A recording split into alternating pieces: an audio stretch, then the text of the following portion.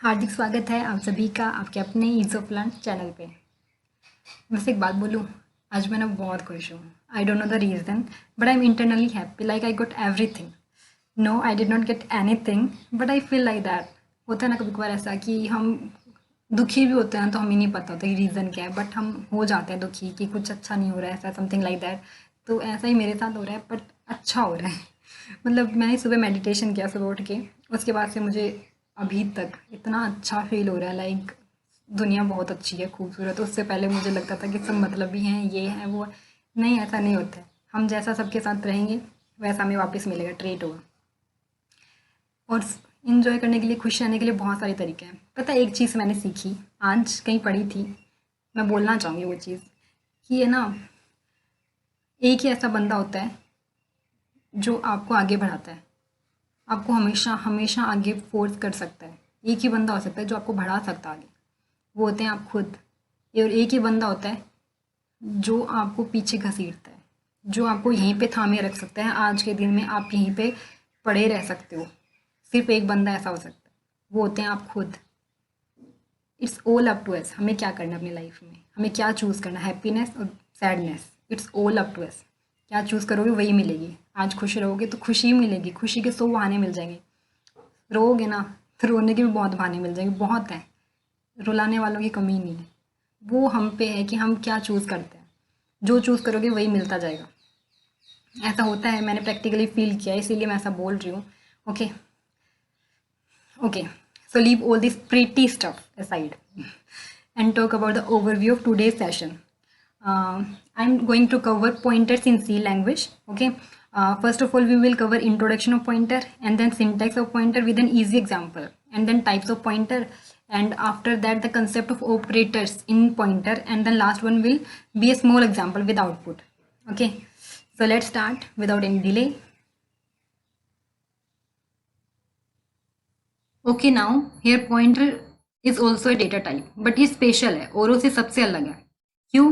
क्योंकि ये data type की तरह, सिर्फ बाकी डेटा टाइप्स की तरह सिर्फ अपने टाइप का डेटा स्टोर नहीं करता है। ठीक है, ये क्या करेगा, दूसरे वेरिएबल्स का एड्रेस स्टोर करता है, इसीलिए स्पेशल है।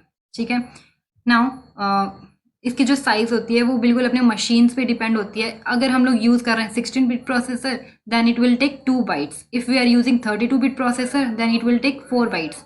जैसे कि 8 बिट का मतलब 1 बाइट होता है, 16 बिट्स का मतलब होता है 2 बाइट्स। ओके, ऐसा हम लोग बोल सकते हैं। Now pointers are very useful because they are the only one who can help a programmer to access any type of data, like any data that is stored in memory.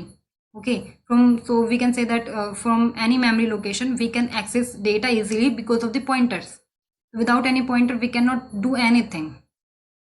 Programming का ही मतलब खत्म हो जाता है without pointers, क्योंकि जब तक हम लोग एक्सेस नहीं कर पाएंगे, डेटा स्टोर तो हो जाएगा लेकिन एक्सेस ही नहीं कर पाएंगे हम लोग, तो हम लोग कैसे, मतलब कुछ प्रोग्रामिंग का कोई मतलब नहीं रहता ना। तो पॉइंटर सबसे इंपॉर्टेंट चीज़ होती है।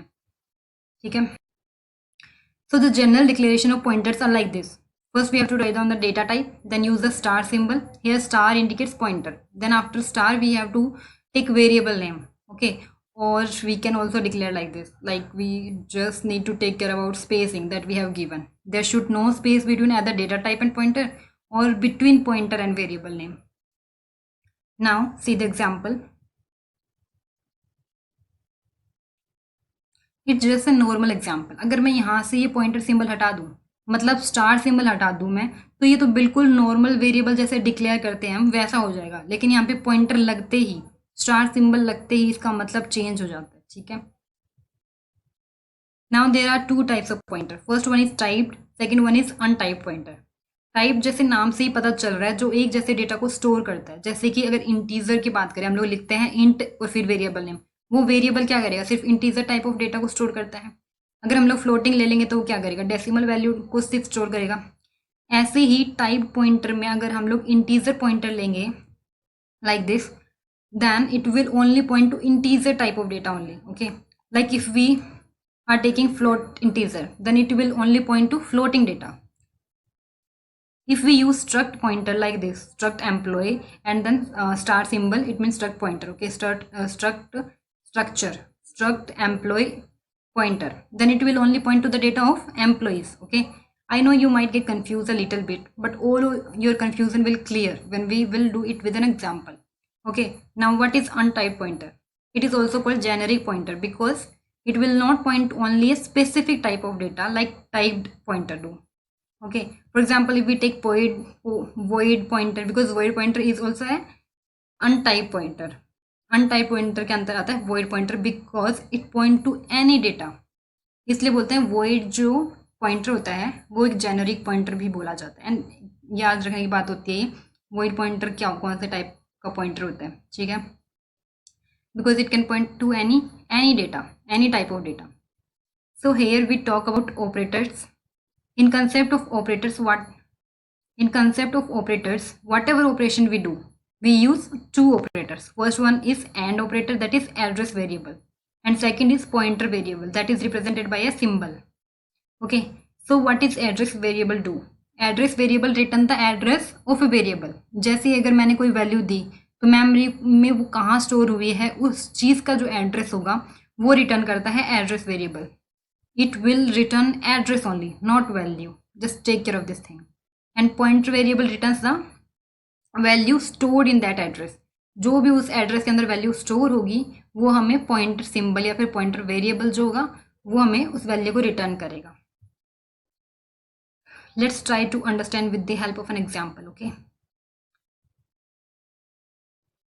like in here in main function I have initialized value of a variable a, that is 50. Now in the next statement I have declared a pointer, and in the next statement I have just initialized the address of a variable a, where the value of a is stored, whose address is now initialized to the pointer. Okay, C language में हम जब भी equal sign का use करते हैं मतलब होता है कि जो भी हमारा इक्वल सिंबल के राइट में होगा जो भी वैल्यू होगी वो राइट इक्वल सिंबल के लेफ्ट वाले वेरिएबल को हमेशा असाइन हो जाएगी. इसका मतलब क्या है कि ये जो हमारा एंड ए है, एंड का मतलब क्या होता है, एड्रेस स्टोर करता है, एड्रेस रिटर्न करेगा. तो ए जहाँ पे भी स्टोर है उसका जो एड्रेस है हमारे पास वो क्या होगा, पॉइंटर की वैल्यू हो गई अब. ठीक है, उसकी जो भी वैल्यू है, जो भी ए का एड्रेस है, यहाँ पे हमें क्या नज़र आ रहा है, ए की वैल्यू 50 है, इसका एड्रेस क्या है 5000. तो ये जो 5000 है अब वो पॉइंटर की वैल्यू हो गई है. ठीक है, अब ये जो PTR है ये मैंने पॉइंटर लिया है. यहाँ पे हम लोग मतलब कुछ भी ले सकते हैं, अपनी मर्जी से नाम ले सकते हैं. मैंने तो यहाँ पे PTR सिर्फ एक पॉइंटर का शॉर्ट फॉर्म सा ले लिया. ठीक है, वैसे हम कुछ भी ले सकते हैं. ना प्रिंट करवानी है ए की 50 वैल्यू मुझे प्रिंट करवानी है, तो मैं क्या लिखूंगी, प्रिंट एफ %d, क्योंकि ए की वैल्यू हमें भी पता है कि इंटीजर है तो हमने यहाँ पे %d ले लिया. जैसे मैंने ये स्टेटमेंट लिखी मेरा आउटपुट आ जाएगा 50. अब मैंने ये स्टेटमेंट लिखी print f %d and PTR. अब PTR की वैल्यू क्या है, यहाँ से हमें क्या पता चल रहा है, जो ए का एड्रेस है वो हमारी PTR की वैल्यू है, वो हमारी पॉइंटर की वैल्यू है. तो हमारे पास आउटपुट क्या आना चाहिए 5000 और हमारा आउटपुट आ जाएगा 5000. अब अगर मैं स्टेटमेंट लिखती हूँ %d and then and a, एंड यहाँ पे क्या है address variable and then a, मतलब ए का जो एड्रेस है वो हमारे पास आउटपुट में आएगा. ए का एड्रेस क्या नज़र आ रहा है हमें 5000, तो आउटपुट पे हमारा आएगा 5000. अब अगर मैं लिखूँ प्रिंट एफ %d और फिर मैंने यहाँ पे लिखा एंड PTR. अब हमें नहीं पता, ये सिर्फ अजम्पशन है, ये कुछ रियलिटी हमें नहीं पता है, हमें बिल्कुल कुछ नहीं पता था कि मेमोरी में कहाँ स्टोर हो रही है. बस ये मैंने सिर्फ एक एग्जाम्पल लिया है, सपोज किया है मैंने कि ये इसका एड्रेस है. ठीक है, ये एग्जाम्पल है क्योंकि अब ये पॉइंटर की भी वैल्यू कहीं ना कहीं स्टोर होती है, इसका भी कहीं ना कहीं स्टोर जहाँ होती है उसका भी कुछ एड्रेस होता है. अब मैंने यहाँ पे स्टेटमेंट लिखी है PTR एंड, मतलब PTR का जो भी एड्रेस होगा वो हमें यहाँ पे रिटर्न करेगा. PTR यहाँ पे 5000 की वैल्यू है पॉइंटर की और इसका जो एड्रेस है वो है 1240. अब हमारी वैल्यू क्या प्रिंट हो रही है, जो PTR का एड्रेस है वो, मतलब आंसर आना चाहिए 1240, हमारा आउटपुट आएगा 1240. नाउ अगर मैं लिख दूँ प्रिंट एफ %d फिर star symbol, it means pointer and then PTR, इसका मतलब क्या है, जो PTR की जो वैल्यू होगी वो हमारा आउटपुट में आएगी 5000. ठीक है, तो हमारा आउटपुट आना चाहिए 5000. अब अगर मैं लिखूँ पॉइंटर, उसके बाद में अगर मैं दो सिंबल एक साथ ले रही हूँ, दोनों सिंबल, अब मैंने यहाँ पे पॉइंटर वेरिएबल भी लिया है, अब मैंने यहाँ पे एंड वेरिएबल भी लिया है, तो हम लोग इसको हमेशा ब्रैकेट में यूज़ करेंगे अलग से. अब ये क्या कर रहे हैं, कहना चाह रहे हैं स्टेटमेंट से हमें क्या पता चल रहा है, ए का जो भी एड्रेस है, ए का एड्रेस क्या है 5000 है.